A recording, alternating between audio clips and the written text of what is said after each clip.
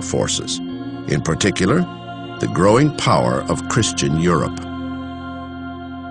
The last of the great Muslim empires was that of the Ottomans.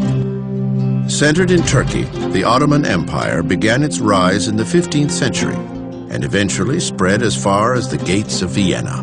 It was here, in 1683, that European forces decisively halted Muslim expansion.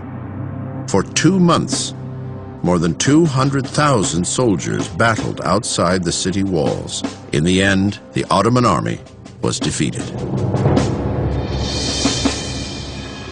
From this point on, Muslim influence lost more and more ground to the powers of Europe. With a central political authority no longer in place, variant interpretations of Islam spread throughout the Muslim world. In response, a movement would arise that sought to restore Islam to its former glory and to a literal reading of the Quran. In the mid-18th century, a scholar named Muhammad ibn Abdul Wahhab lived in the declining Ottoman Empire in what is today Saudi Arabia. He came to believe that Muslims had strayed from the teachings of the Quran, and he advocated a return to what he claimed were the fundamentals of his religion. He saw his society as becoming corrupt, so like, quote, any good revivalist, the notion is, if we're corrupt, it means we've departed from true religion, we need to get back to true religion.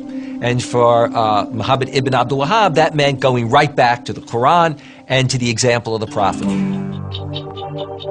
Wahhab believed that all non-orthodox interpretations of the Quran should be banned. He called for such things as the stoning of adulterers and the amputation of the hands of thieves, rules spelled out in the Holy Book, though not always applied. The Quranic literalists don't see that this was something that was